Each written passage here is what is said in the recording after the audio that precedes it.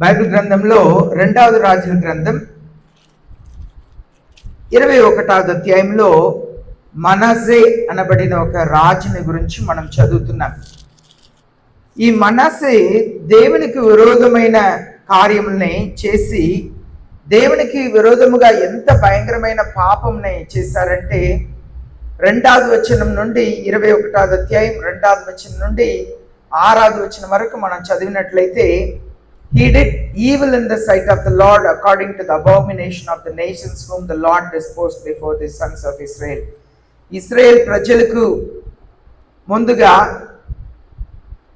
ఎలాంటి దేశముల్ని వాళ్ళని తరిమేసి వాళ్ళు పాటించిన వాటిని పాటించకూడదని దేవుడు చెప్పారో అవి అన్నీ పాటించి దేవునికి ఇష్టం లేనిది చేశారంట.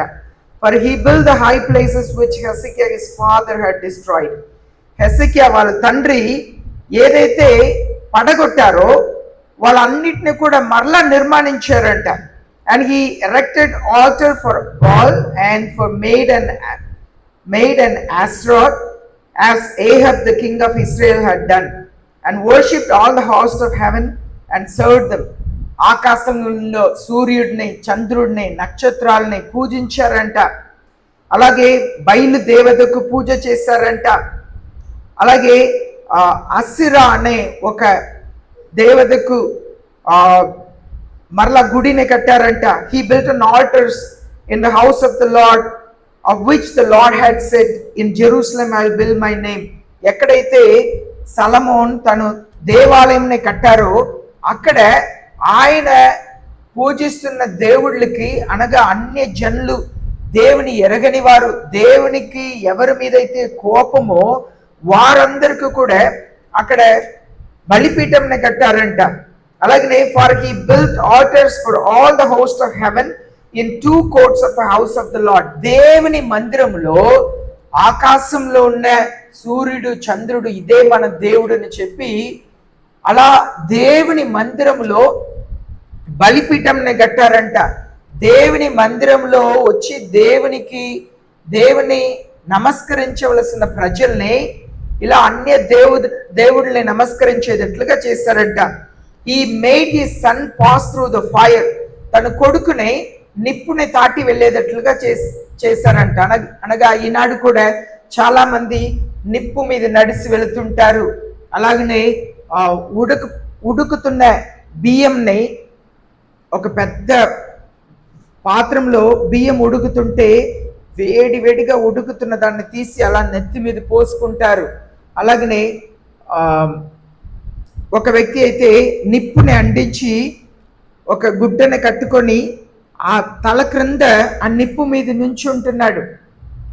అలాగనే వాళ్ళు పెద్ద బాండిలో నూనె ఉడుకుతున్నప్పుడు దాని మీద వరుసగా వచ్చి బజ్జీలేసేటట్లుగా, గారెలేసేటట్లుగా ఒక్కొక్కరుగా నూనెలో చెయ్యి పెడుతున్నారు. ఏం చెప్తున్నారంటే, మాకేమి కావట్లేదే, మా దేవుడు ఎంత గొప్ప దేవుడైతే మాకు ఏమి కావట్లేదు అన్నట్లుగా ఆనాడు కూడా తన కుమారుడిని నిప్పుని తాటేటట్లుగా చేశాడంట. Practice which craft and use divination.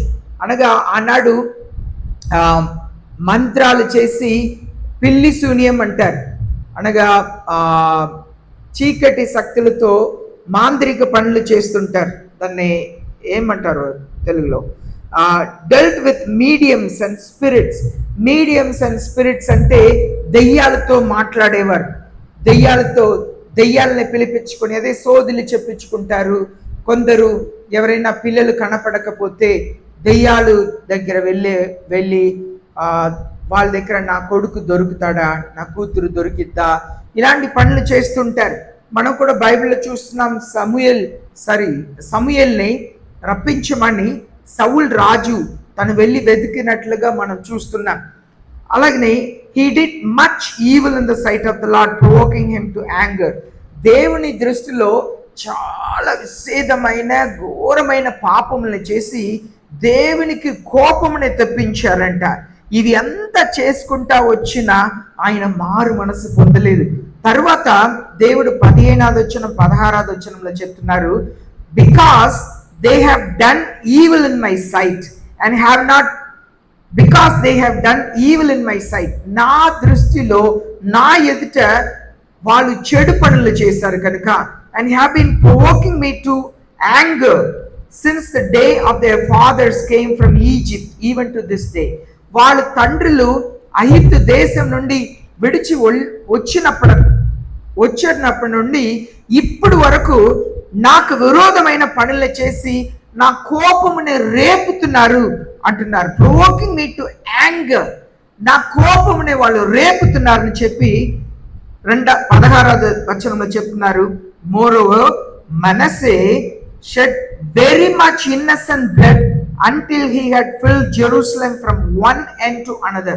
ఆయన అన్యాయముగా ఏ పాపము ఎరగని ప్రజలు రక్తమునే యెరూషలేములో ఒక్క మూల మీద నుండి ఇంకా ఒక మూల మీద వరకు అన్యాయముగా ఏమి ఎరగని వారి పాపం రక్తంని కార్చారంట. చూడండి, యెరూషలేంని దేవుడు తన స్థానముగా ఎందుకున్నారు? ఆయన సింహాసనముగా ఎందుకున్నారు? ఆయన దేవాలయం ఉండినట్లుగా ఎందుకున్నారు? కానీ అలాంటి యెరూషలేంలో దేవాలయంలో బలిపీఠంని కట్టడమే కాక ఆకాశ మండలంలో ఉన్న సూర్యుడు చంద్రుడికనే కాక బయలు దేవతకనే కాక అలాగనే అసిరాత్నే ఒక దేవుడికే కాక దేవాలయంలోనే బలిపీఠంని చేసి అంత భయంకరమైన పాపంను చేసి ఇంకా అన్యాయముగా ఏ పాపము ఎరగని ప్రజలు రక్తముని యెరూషలేములో ఒక్క కుడి వైపు నుండి ఎడవైపు దాకా ఒక్క మూల మీద నుండి ఇంకా మరుమూల దాకా ప్రజలు రక్తంని కార్చారంట. బికాస్ దేవుడు చెప్తున్నారు, beside his sins with which he made Judah sin in doing evil in the sight of the Lord. ఆయన యూదా ప్రజలందరి చేత పాపం చేయించడమే కాక ఇవి అన్యాయముగా ప్రజలు రక్తంని కార్చారు కనుక దేవుడు చెప్తున్నారు అక్కడ. ఇప్పుడు 24వ అధ్యాయంకి మనం వచ్చినట్లయితే అక్కడ 2 రాజులు 24:3-4 వచనంలో చూసినట్లయితే, surely at command of the lord it came upon JUDA, దేవుడు ఆజ్ఞాపించటం వలనే ఈ కార్యం యూదా ప్రజల మీద వచ్చింది. అనగా బబిలోన్ రాజు వచ్చి నెబుకద్నెజర్ ఆయన చెరపట్టుకొని వెళ్ళిపోయారు ప్రజల్ని. To remove them from his sight, ఆయన కళ్ళు ఎదుట యూదా ప్రజలు ఉండకుండా బబిలోన్ రాజు అయిన నెబుకద్నెజర్ని పంపించి ప్రజలందరినీ చెరపట్టుకొని వెళ్ళమని చెప్పారంట. Because of the sins of Manasseh, according to all that he had done. మనస్సే రాజు చేసిన పాపమును బట్టి తను ప్రజలు చేత చేసిన పాపమును బట్టి దేవుడు వారిని చెరకు పంపించారంట, బానిసలుగా పంపించారంట. ఒక రాజు చేసిన పాపం, దేశంని పరిపాలిస్తున్న రాజు చేసిన పాపం, ఆయన పాపం చేయటమే కాక ఆయన ప్రజల చేత పాపం చేయించారు కనుక దేవుడు వాళ్ళని బానిసలో పంపించారంట. ఇప్పుడు 4వ వచనంలో, and also for the innocent blood which is shed, ఆయన యెరూషలేములో ఒక మూల మీద నుండి ఇంకా ఒక మూల మీద దాకా ఎలాగూ తను అన్యాయముగా పాపం ఎరగని పాపం ఎరగని ప్రజలు రక్తంని కార్చారు. For he filled Jerusalem with innocent blood, ఏమి ఎరగని ప్రజలు పాపంని కార్చారు కనుక the Lord would not forgive, కనుక దేవుడు ఆయన్ని క్షమించరు అన్నారు. దేవుడు ఒకవేళ ఈ మనస్సే దేవుని దగ్గర పాప క్షమాపణ అడిగి ఉంటే క్షమించేవారు. కానీ ఈ మనస్సే పూర్తిగా అపవాది చేతిలో ఇరుక్కున్నాడు, దురాత్మలు పట్టి ఉన్నాడు. తన సొంత కొడుకుని నిప్పు మీద నడిచేటట్లుగా చేశాడంట. భయంకరమైన దేవునికి ఇష్టం లేని పాపమునే చేశాడంట. ఆయన చేసిన పాపముని బట్టి దేవుడు తన దేశంలో ఉన్న యూదా ప్రజలందరినీ కూడా బానిసలుగా దేవుడు అప్పగించారంట. ఇక్కడ మనం ఏమి నేర్చుకుంటున్నామంటే, డోంట్ షెడ్ ఇన్నసెంట్ బ్లడ్. మనం అన్యాయముగా పాపం ఎరగని వారు రక్తంని కార్చకూడదు. అనగా మనం అనుకోవచ్చు, నేనేం నరకత్య చేయలేదండి, నేను ఎవరు రక్తంని కార్చలేదండి అని మనం చెప్పవచ్చు. కానీ బైబిల్ చెప్తుంది, లేవియకాండం 17వ అధ్యాయం 11వ వచనంలో, the life is in the blood. జీవం అనేది రక్తంలో ఉందంట. ప్రతి ఒక్క మానవుని రక్తం, జీవం రక్తంలో ఉందని లేవియకాండం 17వ అధ్యాయం 11వ వచనంలో దేవుడు మోసేకి తెలియపరుస్తున్నారు. ఆ దినములలో ప్రజలు కేనిబల్స్ లా ఉండేవారు. అనగా కేనిబల్స్ అంటే మనుషుల్ని నరమాంసులు అంటారు. అనగా అలా కొరికి తినేస్తారు. నేను అరుణాచల్ ప్రదేశ్లో 2 సంవత్సరాలు పరిచయం చేశాను. అలాగే నేను నాగాలాండ్, మణిపూర్ ఈ ప్రాంతంలో అంతా కూడా 2002 నుండి 2004 సంవత్సరం దాకా సేవ చేశాను. అక్కడంతా కూడా ఒకప్పుడు వాళ్ళందరూ కేనిబల్స్, అనగా మనుషులు, నర్రపక్షులు మనుషుల్ని ఎలా పట్టుకుంటే చుట్టూ కూర్చొని కాళ్ళు చేతులు పీక్కి తినేస్తారు. అలాగే తినేవారు. ఆ దినంలో ఎలా ఉంటుందంటే, ఈ ప్రాంతంలో ఉన్న ప్రజలు, ఆ ప్రాంతంలో ఉన్న ప్రజలు గొడవ జరుగుతూ ఉండిద్ది. అదే మనం పోయినసారి 1 సంవత్సరం క్రితం చూస్తాం, మణిపూర్లో చాలా గొడవలు, 2 ట్రైబ్ మధ్యలో గొడవలను చూస్తాం కదా. వాళ్ళు సమాధాన పడాలంటే ఏం చేయాలంటే, ఈ నాయకుడు తన చెయ్యి కోసుకొని రక్తంని ఒక గ్లాసులో పిండాలి, ఈ ప్రాంత నాయకుడు రక్తంని కోసి ఇలా పిండాలి, ఈయన రక్తంని ఈయన తాగాలి, ఈయన రక్తంని ఈయన తాగాలి. మనకు ఒకవేళ వినటానికి విడ్డూరంగా ఉండవచ్చు, కానీ అది వాళ్ళకి సాధారణమైన కార్యం. వాళ్ళు మనుషుల్ని అలా తినేవాళ్ళు. మనం బైబిల్లో కూడా చూస్తున్నాము. ఒక పర్యాయం సౌల్ రాజు యుద్ధమునకు వెళ్ళారంట. ఇశ్రాయేల్ ప్రజలతో యుద్ధమునకు వెళ్ళినప్పుడు వాళ్ళు యుద్ధం చేశారు.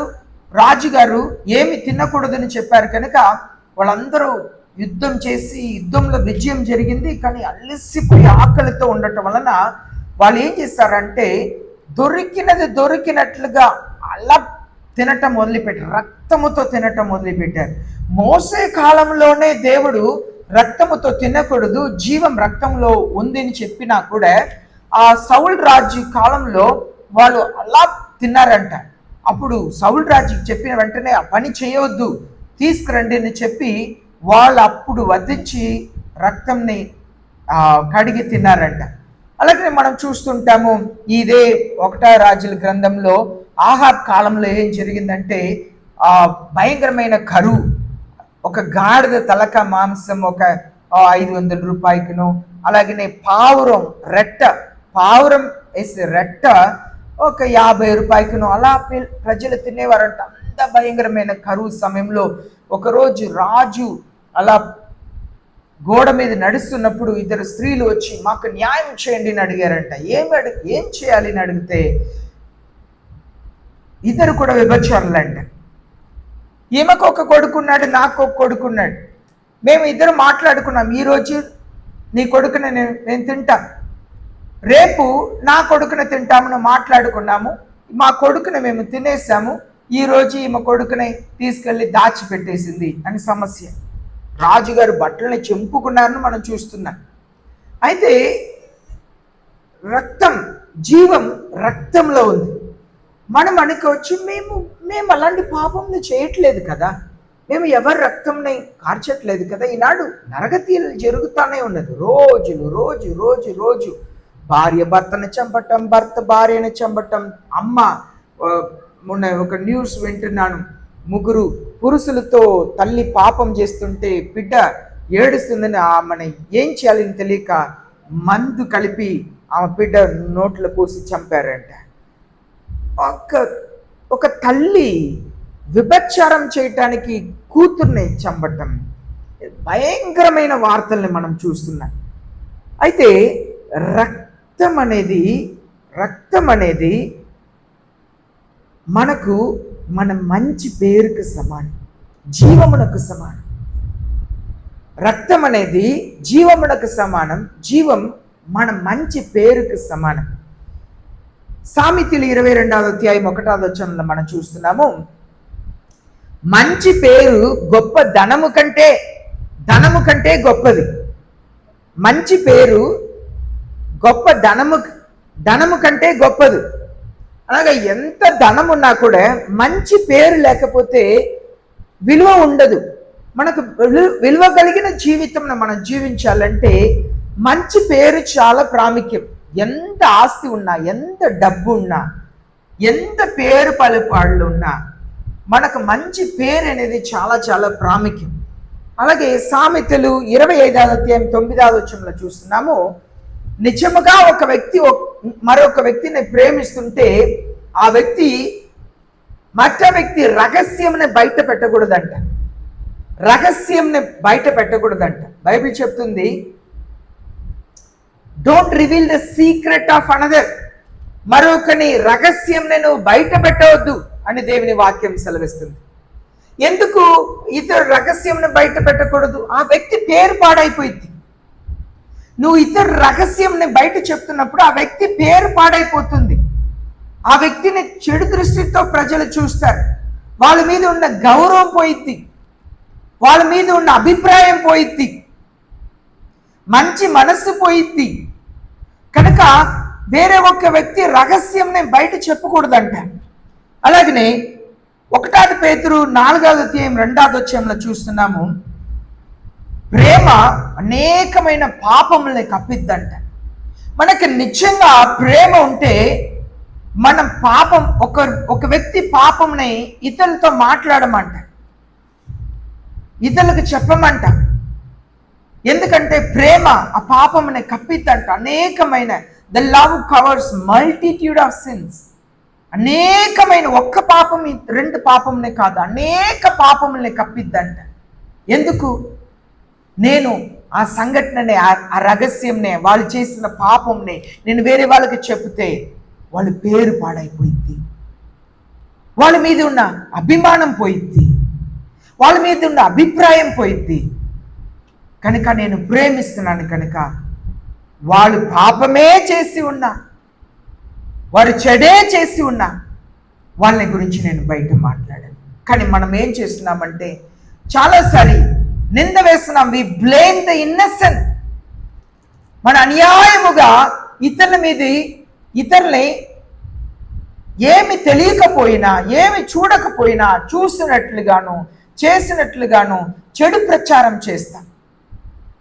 ఇక్కడ మాటని అక్కడికి, దానికే పౌలు అపోస్తలుడు రాస్తారు, ముసలమ్మ ముచ్చట్లు మీరు మానండి. చాలా మంది ఒక ఇంటి నుండి ఇంకా ఒక ఇంటికి వెళ్ళి కూర్చొని వేరే ఒక వ్యక్తిని గురించి మాట్లాడటం, అలాగే ఫోన్ చేసి అలా అయింది ఇలా అయింది ఆశ. కొన్నిసారి ఏదైనా జరిగితే వెంటనే కక్కేయాలి, వెంటనే ఎదురింటూ వాళ్ళతో మాట్లాడాలి, లేకపోతే చాలా సన్నిహితంగా ఉన్న వాళ్ళకి ఫోన్ చేసి చెప్పేయాలి. చెప్పేదాకా మనసు ఆరదు. ఎదురింట్లో ఉన్న వారికి చెప్పేదాకా మనసు ఆరదు. పక్క ఇంట్లో ఉన్న వారితో మాట్లాడేదాకా మనసు ఆరదు. ఉన్నది వెంటనే చెప్పేయాలి, కక్కేయాలి. చాలాసారి మనం అన్యాయముగా నింద వేస్తుంటాం, వెంటనే మాట్లాడతాం, చేసిన తప్పుని ఒప్పుకోము, ఉన్నది ఉన్నట్లుగా దేవుని దగ్గర ఒప్పుకోము. అవును ఇదే జరిగింది, యథార్థ జీవితం ఉండదు, కప్పుతాం. ఒక పాపంని కప్పటానికి ఒక అబద్ధం చెప్తాం, దాన్ని ఇంకా ప్రశ్న వస్తే దాన్ని కప్పటానికి ఇంకా ఒక అబద్ధం చెప్తాం, అవసరమైతే ఇంకా ఒక వ్యక్తి మీద నింద వేస్తాం. ఆ వ్యక్తి పేరుని పాడు చేస్తాం. సంఘంలో లేరా? క్రైస్తవంలో లేరా? మీలో లేరా? ఊరుకోదు, మనసు ఊరుకోదు. నిజముగా ప్రేమ ఉంటే మన పిల్లల విషయంలో ఎవరి దగ్గరైనా వెళ్ళి చెప్తామా? కాపాడుతాం. వాళ్ళు ఎంత దుష్టులైనా కాపాడుతాం. రహస్యం కారణం ప్రేమ లేకపోతే ఎట్లా పడితే అట్లా మాట్లాడతాం. అలాగే స్పాయిలింగ్ రెప్యుటేషన్. కొందరు పేరుని మనం చెడగొడతాం, వాళ్ళకున్న మర్యాదని ప్రజల ఎదుట లేకుండా చేస్తాం, ప్రజల దగ్గర గౌరవం లేకుండా చేస్తాం, ఆ వ్యక్తికి గౌరవమే లేకుండా విలువే లేకుండా చేస్తాం. చాలాసారి క్రైస్తవులు కూడా చర్చికే రాని వారి దగ్గర కూడా వెళ్ళి ఒక వ్యక్తి పేరునే పాడు చేస్తాం. దేవుని నమ్మని వారి దగ్గర, దేవుని సన్నిధికి వెళ్ళని వారి దగ్గర, ప్రార్థన చేయని వారి దగ్గర, బైబిల్ చదవని వారి దగ్గర కూర్చొని ఎవరెవరినో గురించి మాట్లాడతాం, సేవకుల్ని గురించి మాట్లాడతాం, సంఘంలో ఉన్న విశ్వాసుల్ని గురించి మాట్లాడతాం. వాళ్ళకున్న ఒక స్వరూపంని పాడు చేయాలి, వాళ్ళకున్న రెప్యుటేషన్, మంచి పేరు, దాన్ని చెడగొట్టడానికి ప్రయత్నం చేస్తాం. అసాసినేటింగ్ క్యారెక్టర్ అంటారు. వాళ్ళకున్న క్యారెక్టర్ని పాడు చేస్తాం. ఆయన అభక్తికుడు, ఆయన తిరిగిపోతుడు, ఆమె వ్యభిచారి, ఆయన మంచోడు కాదు, ఆమె మంచిది కాదు, ఆమె అలా, ఆయన ఇలా. క్యారెక్టర్నే అసాసినేషన్ అంటే చంపటం, ముక్కలు ముక్కలుగా ఆ వ్యక్తిని నరికేస్తాం. ఏదో కొంచెం తెలిస్తే చాలు, కొంచెం ఆ వ్యక్తి మీద ఒక చెడ్డ అభిప్రాయం ఉంటే ఇంత చెడ్డ వ్యక్తిలా మనం చూపిస్తాం. ఆ క్యారెక్టర్ని ముక్కలు ముక్కలుగా నరికి పాడు చేస్తాం. అలాంటి స్వభావం లేదా? అలాంటి మాటలు మాట్లాడలేదా? మీరు ఒకరిని ఒకరు ఇళ్ళల్లో కలుసుకున్నప్పుడు, ఫోన్లో మాట్లాడుకున్నప్పుడు మీరు ఎలా ఉంటున్నారు? మలాకి గ్రంథంలో మనం చదువుతున్నాం, దేవుని పిల్లలు ఒకరితో ఒకరు మాట్లాడుచున్నప్పుడు పరలోకపు తండ్రి వాటిని విని జ్ఞాపకార్థ గ్రంథంలో రాస్తున్నారంట. మీరు ఇళ్ళల్లో వెళ్ళి మాట్లాడినా, లేదు ఫోన్లో మాట్లాడినా, ఏమి చేసినా దేవుని పిల్లలు ఒకరితో ఒకరు మాట్లాడటంని దేవుడు విని వాటిని జ్ఞాపకార్థ గ్రంథంలో రాసి ఉంచుతున్నారంట. మీరు మాట్లాడేదంతా కూడా రాయబడి ఉన్నది. యేసయ్య చెప్పారు, మీరు మాట్లాడే ప్రతి ఒక్క వ్యర్థమైన మాటలకు తీర్పు దినముంద లెక్క చెప్పాలి అన్నారు. దేవుని ముందు నిలబడాలి, తీర్పు దినంలో లెక్క చెప్పాలి మాట్లాడే ప్రతి ఒక్క మాటకి. Character assassination. చెడ్డ వ్యక్తి, దుష్టుడంట, ఆమె చెప్పింది, ఆయన చెప్పారు, వాళ్ళు చెప్పారు, ఆయన అలాంట, ఆమె ఇలాంట. ఆ వ్యక్తిని దేవుని సన్నిధికి దేవుని ఎరగని వారు కూడా ఇంకా దేవుని ఎరగాలి అనే ఇష్టమే లేకుండా చేస్తాం. రక్షణ పొందిన వారు కూడా రక్షణని కోల్పోయే రీతిగా మాట్లాడతాం. క్రైస్తవులు మాట్లాడలేదా? మరి ఎలా యేసయ్య ప్రార్థనని ఆలకిస్తారు? ఒకే బావి నుండి మంచినీళ్ళు ఉప్పు నీళ్లు రాదుని చెప్పి యాకోబు పత్రికలో యాకోబు రాశారు. ఒకే బావి నుండి ఉప్పు నీళ్లు మంచినీళ్ళు వచ్చిద్దా? మంచినీళ్ళు బావి నుండి ఉప్పు నీళ్ళు రాదు, ఉప్పు నీళ్ళు బావి నుండి మంచినీళ్ళు రాదు. అలాంటప్పుడు ఒకే నోటితో ఎలా ప్రార్థన చేస్తున్నారు, ఎలా దేవుని స్తుతిస్తున్నారు, ఎలా చెడు ప్రచారం చేస్తున్నారు, చెడు మాటలు మాట్లాడుతున్నారు? నిజమేనా? క్రైస్తవులేనా? యేసే చెప్పారు, మంచి చెట్టు మంచి ఫలంను ఇస్తాయి, చెడ్డ చెట్టు చెడ్డ ఫలంను ఇస్తాయని చెప్పారు. మంచి చెట్టు నుండి చెడ్డ ఫలం వస్తాయి. మరి మీలో నుండి చెడ్డ ఫలం ఎలా వస్తుంది? క్రైస్తవులే కదా, దేవుని పిల్లలే కదా, ప్రార్థన చేసేవారే కదా, దేవుని సన్నిధిలో నిలబడి ఆరాధించేవారు కదా. మరి ఎలా చెడ్డ మాటలు చెడ్డ ఫలములు వస్తున్నాయి?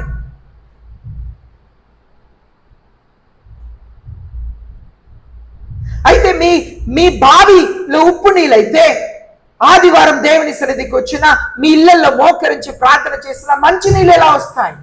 దేవుడు ప్రార్థనని ఆలకిస్తారా?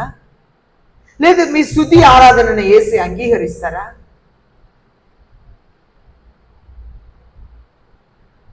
దానికి అర్థం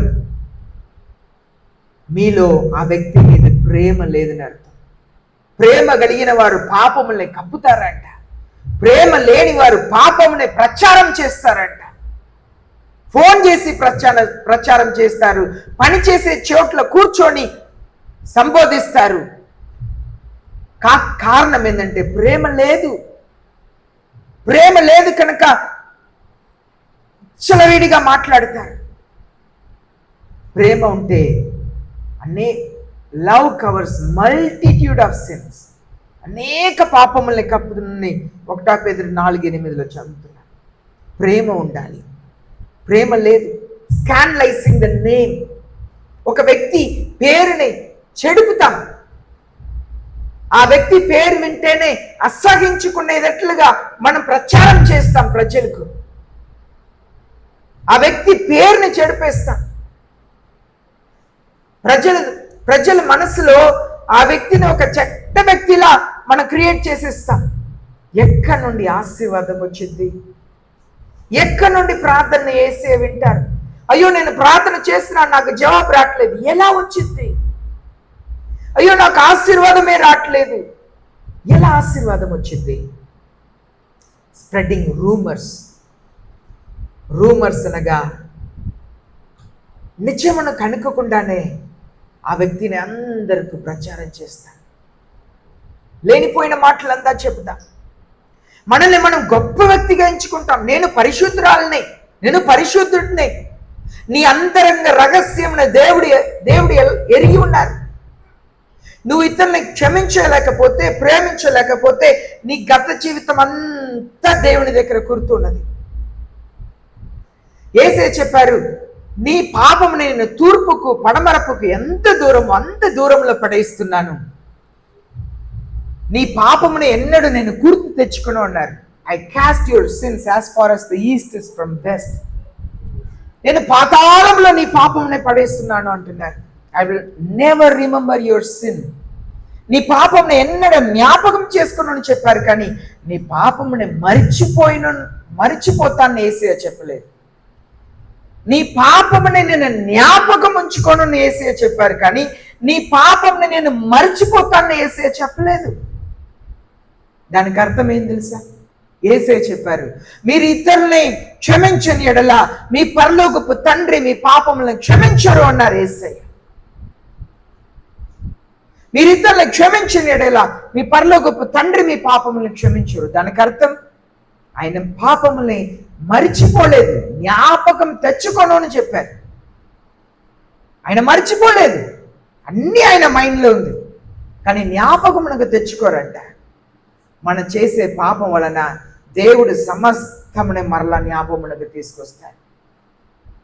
ఆనాడు మనస్సే ఇన్నసెంట్ బ్లడ్, ఏ పాపము ఎరగని ప్రజలు రక్తంని ఒక్క మూల మీద నుండి ఒక్క మూల మీద దాకా యెరూషలేంలో, from one end of Jerusalem to another end, ఒక్కవైపు నుండి ఇంకా ఒకవైపుకు రక్తంని కార్చారంట. మనం మాట్లాడేది ఎలా ఉంది? ఈ వీధి మూల మీద నుండి ఆ వీధి మూల దాకా, ఈ ఊరు ఆ చివరి నుండి ఆ చివరి దాకా, ఈ ఊరు ఆ వెనక నుండి ఈ ఊరు ముందు దాకా. ఇదేనా మీ క్రైస్తవ్యం? ఇదేనా దైవభక్తి?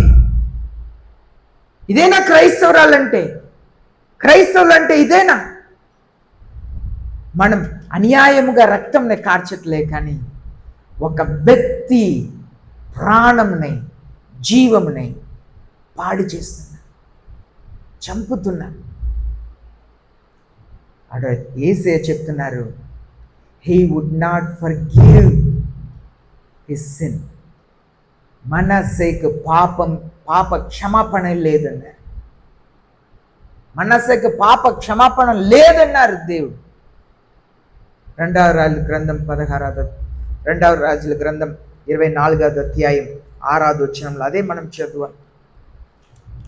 మనస్సేకు ఇంకా పాపం 24వ అధ్యాయం 4వ వచనం, the Lord would not forgive.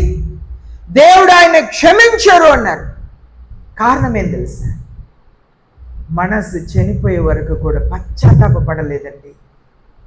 పశ్చాత్తాపడలేదు, చేసిన పాపమునకు క్షమాపణ అడగలేదు.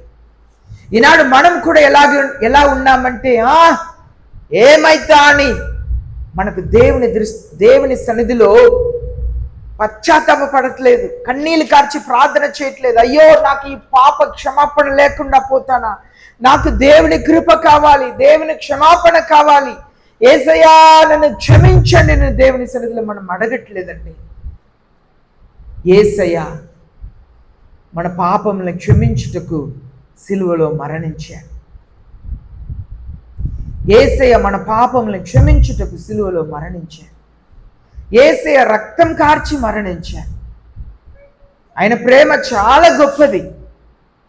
కానీ ఆయన పాప క్షమాపణ ఎవరికి వస్తుందంటే, ఎవరైతే ఆయన సన్నిధిలో మోకరించి పశ్చాత్తాపపడి కన్నీళ్లు కార్చి ఏడిసి ప్రార్థన చేస్తున్నారో వారికే దొరుకుతుంది.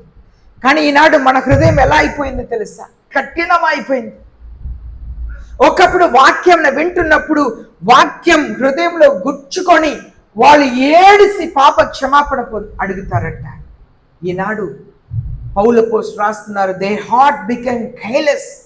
వాళ్ళ హృదయం మత్తు మారిపోయింది. ఎంత కూడా వాక్యం దూరట్లేదు. గోడ మీద వేసిన బాళ్ళ అది వెనక వస్తుంది, కానీ అది లోన వెళ్ళట్లా. ఒక ఎండిన నేలని ఒక పొలుగుతో ఎంత పొడిసినా అది దిగదు.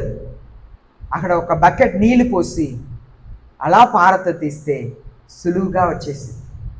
నువ్వు ఎప్పుడైతే కన్నీళ్ళు కాస్తావో నీ హృదయం మెత్త హృదయముగా మారుతుంది.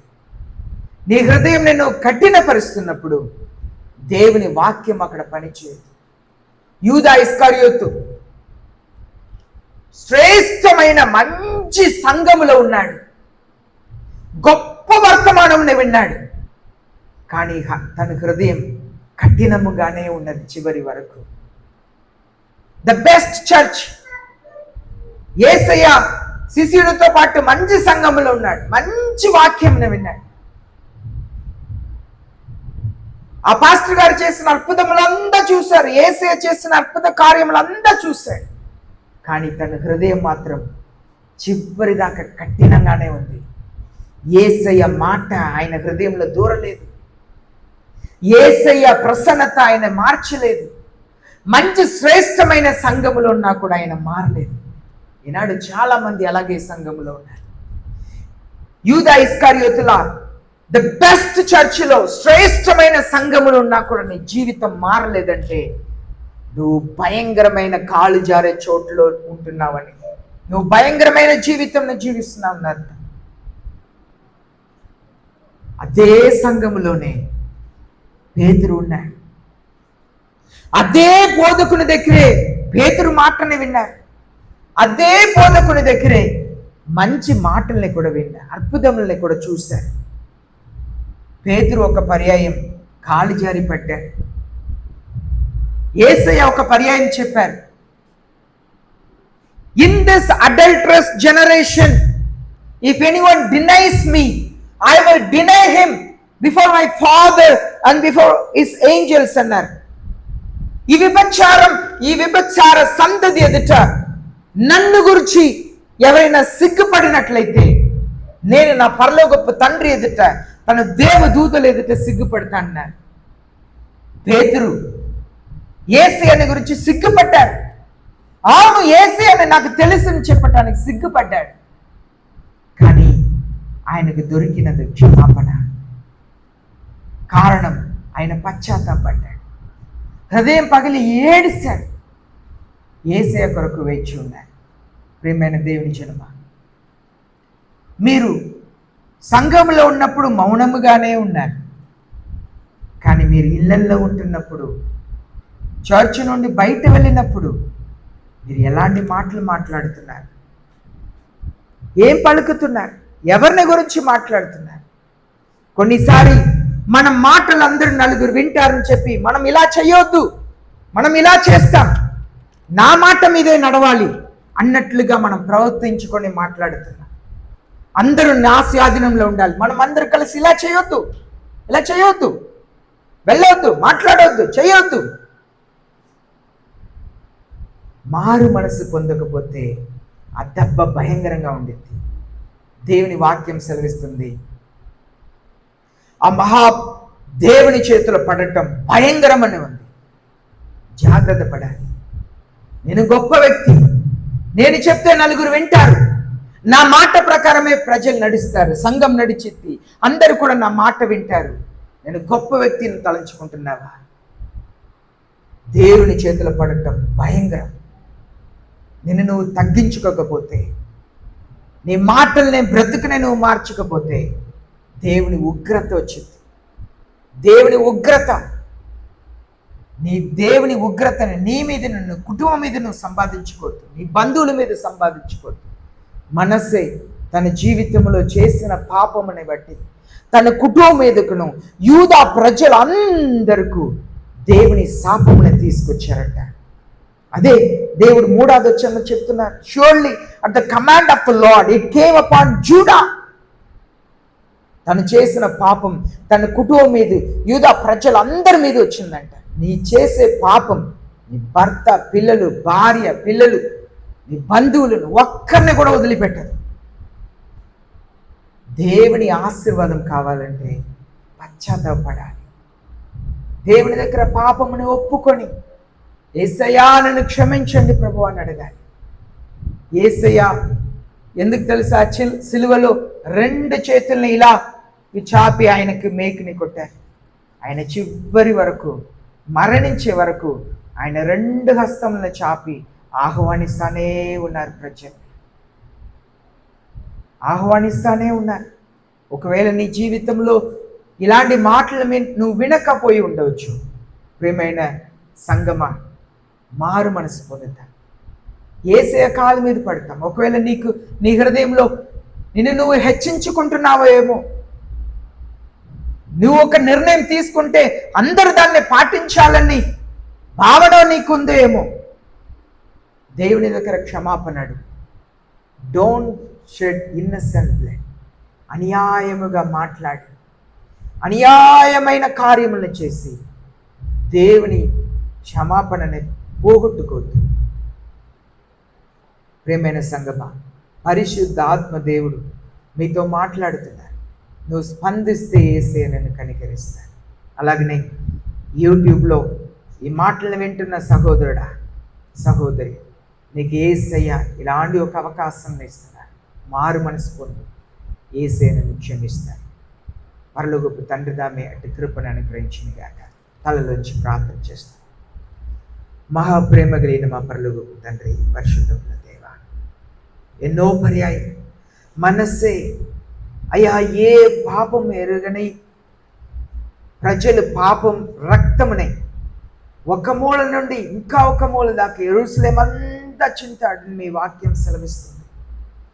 పరలోకపు తండ్రి, మా నోటి మాటల చేత మేము ఎన్నో మాటల్ని పలికి మిమ్మల్ని బాధ పెడుతున్నాం, అన్యాయముగా ప్రవర్తిస్తున్నాం. సత్యం ఎరగకుండా, నీతి ఎరగకుండా, న్యాయం ఎరగకుండా, నిజం ఎరగకుండా, యథార్థం ఎరగకుండా మాట్లాడు.